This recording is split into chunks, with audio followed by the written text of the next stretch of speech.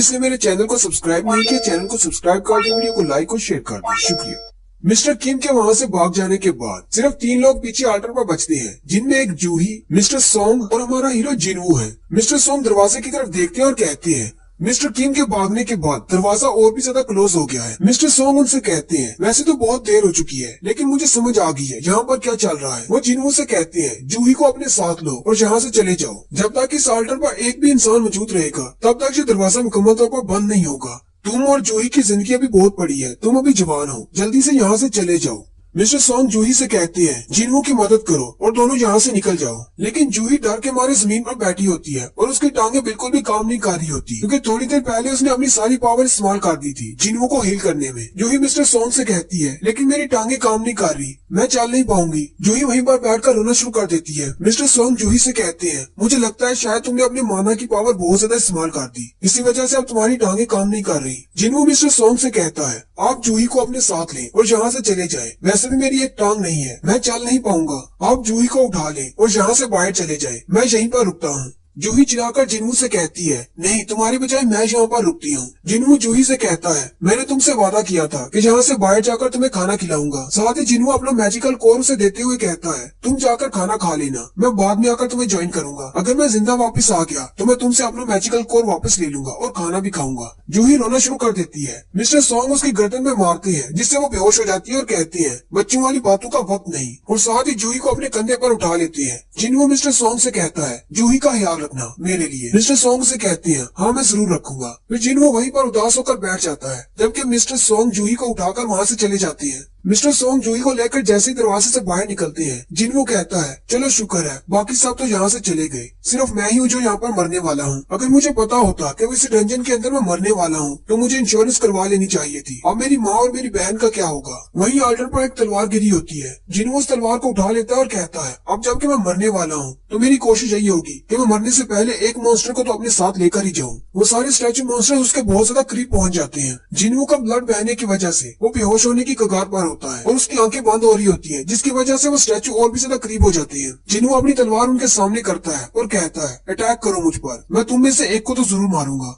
लेकिन साथ ही वो स्टैचू अपने बाले से उस पर अटैक करता है और जिनवू के बाजू में अपना बाला दंसाते हुए उसे ऊपर उठा लेता है और उसे आल्टर के पत्थर पर फेंक देता है। जिनवू बेचारा खून में लिपटा आल्टर के पत्थर पर लेटा होता है और यही कह रहा होता है मैं मरना नहीं चाहता, काश मेरे पास एक मौका होता, काश मुझे एक और चांस मिल जाए। मेरे पास में मेरी फैमिली है, मुझे भी उनकी केयर करनी है, मैं भी यहाँ पर मरना नहीं चाहता। हालांकि ये फैसला मेरा था कि मैं यहाँ पर रुकता हूँ, लेकिन मैं मरना नहीं चाहता। वो बड़ा सा स्टैचू फिर से उस पर अटैक करने वाला होता है। जिनवू कहता है काश मेरे पास एक और चांस होता, मुझे बस एक और चांस मिल जाए, मैं यहाँ पर नहीं मरना चाहता। जैसे ही वो बड़ा स्टैचू उस पर अटैक करने वाला होता है, वो सारी की सारी ब्लू फ्लेम्स बुझ जाती हैं और उन ब्लू फ्लेम्स के बुझने के साथ ही वो सारे स्टैचूज वहीं पर रुक जाते हैं और एक अलार्म बजने के साथ ही जिनवू के सामने एक विंडो ओपन होती है। तुमने इस सीक्रेट मिशन की सारी रिक्वायरमेंट्स को पूरा कर लिया है। जिनवू कहता है आखिर ये सीक्रेट मिशन क्या है और मैंने कौन सी रिक्वायरमेंट्स को पूरा कर लिया है। और साथ ही फिर से आवाज आना शुरू होती है जो कि उस विंडो पर लिखा होता है, वही उसको आवाज आ रही होती है। जिनवू कहता है अब इसका क्या मतलब है। वहीं पर एक और विंडो ओपन होती है जिस पर लिखा होता है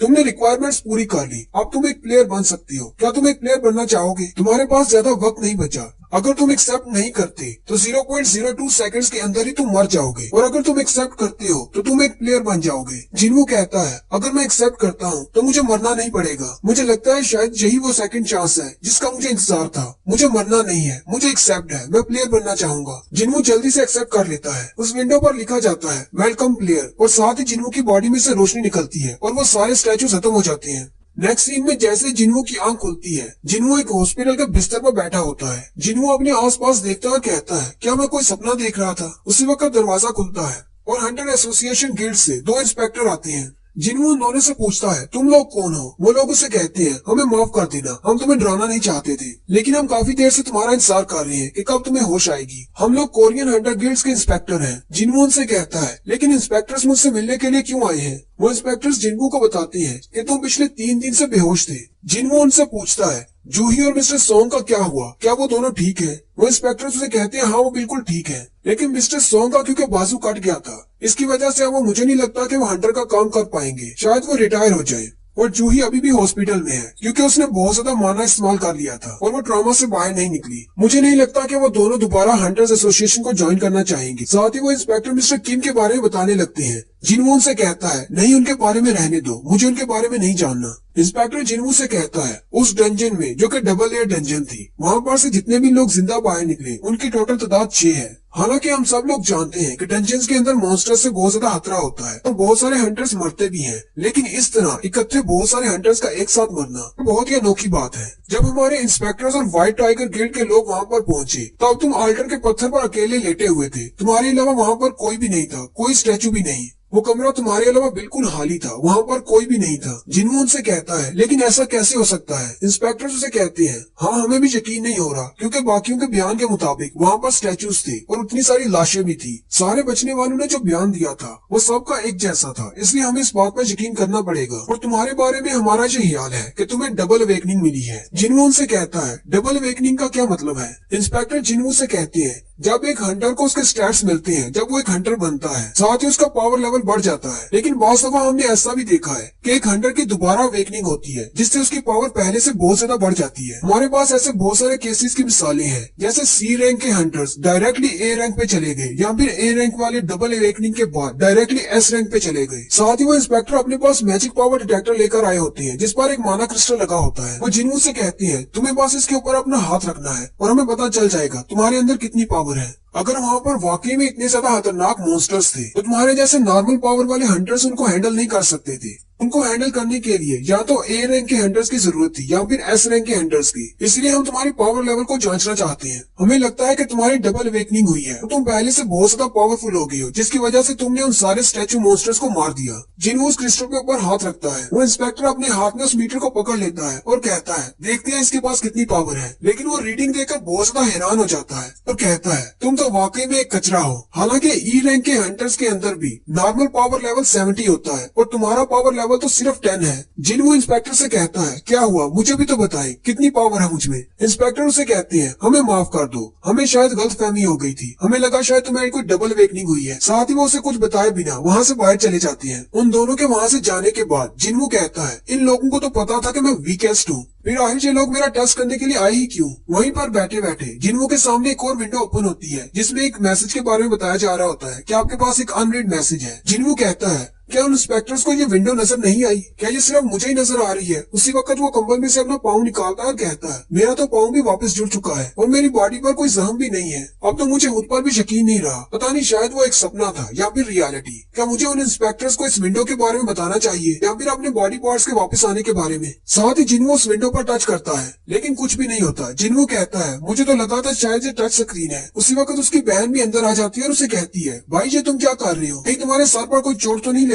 असल में उसकी बहन को भी वो विंडो नजर नहीं आ रही होती। उसकी बहन चिल्लाती है, उसके पास आ जाती है और उसे कहती है मैंने तुमसे कहा था कि दोबारा डंजन्स में मत जाना, मैंने तुमसे कहा था कि जख्मी होकर मत आया करो, मैं बहुत ज्यादा परेशान हो जाती हूँ। बाकी सारे हंटर जख्मी होकर क्यों नहीं आते, सिर्फ तुम ही अकेले ऐसे क्यों हो जो जख्मी होकर बाहर आते हो? अगर तुमने इस तरह जख्मी होकर बाहर आना बंद नहीं किया तो मैं अपनी स्टडी छोड़ दूंगी और मैं भी काम करना शुरू कर दूंगी। तुम्हें हमेशा मेरी स्टडी के लिए काम करना पड़ता है। वो मैसेज वाली विंडो अभी भी उसके सामने होती है। जिनवू अपनी बहन से कहता है क्या तुम्हें ये चीज नजर आ रही है? जिना उसे कहती है मुझे कुछ भी नजर नहीं आ रहा। जिनवू उसे कहता है अगर तुम्हारे पास गेम में कोई मैसेज हो जो तुम्हें पढ़ना हो तो तुम कैसे पढ़ोगी? जिना उसे कहती है मुझे लगता है शायद तुम्हारे सर में कोई चोट लगी है और तुम पागल हो गए हो। अगर तुम्हारे पास कोई मैसेज है तुम अपने मेल बॉक्स को ओपन करो और उसको पढ़ लो। जिनवू कहता है ओपन द मेल बॉक्स और उसका मैसेज ओपन हो जाता है। उसके मैसेज में लिखा होता है कि उसने डेली क्वेस्ट को पूरा करना है जो कि अपनी पावर को इंक्रीज करना है। जिनवू कहता है अब इसका क्या मतलब हो सकता है? जिना उसे कहती है अच्छा ठीक है मैं यहाँ से जा रही हूँ। बाहर उसकी दोस्त खड़ी होती है, वो उसे कहती है चलो यहाँ से चले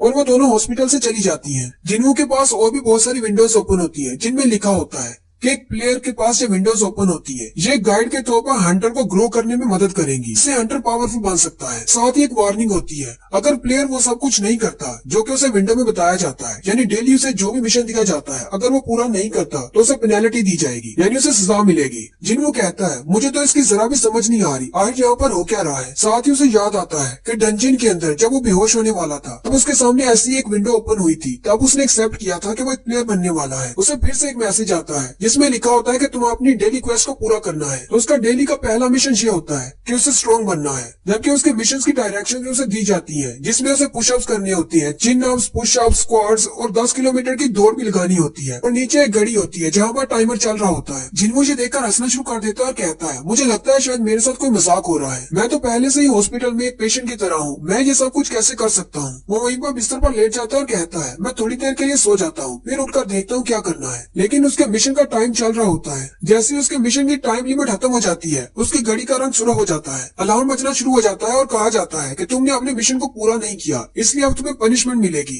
उसी वक्त जिन्वो का बिस्तर हिलना शुरू हो जाता है। जिन्वो कहता है, आयुष यहाँ पर चल क्या रहा है। वहीं पर बिस्तर पर बैठे बैठे अब कुछ चेंज हो जाता है। वो एक हॉस्पिटल के कमरे की बजाय एक बड़े से रेगिस्तान में बैठा होता है। जिन्वो बहुत ज्यादा हैरान हो जाता है और कहता है, मैं अचानक हॉस्पिटल से एक रेगिस्तान में कैसे आ गया। उसी वक्त उसके पीछे से एक बड़ा सा सेंटीपीड मॉन्स्टर निकलता है और साथ ही उसके पनिशमेंट की डायरेक्शन भी उसे मैसेज बॉक्स में दिखाई जाती है, जिसमें उसे कहा जाता है कि अब सजा के तौर पर तुम्हें 4 घंटे इसी डेजर्ट के अंदर रहना है और इस सेंटीपीड मॉन्स्टर से बचना है। जिन्वो उस बड़े से मॉन्स्टर की तरफ देखता है और हंसते हुए कहता है, मुझे लगता है मेरे साथ मजाक ही हो रहा है। और यहीं पर हमारी एपिसोड 4 का एंड होता है। एक्सप्लेनेशन अच्छी लगी हो तो कमेंट करके जरूर बताएं। चैनल को सब्सक्राइब कर दें, वीडियो को लाइक और शेयर कर दें।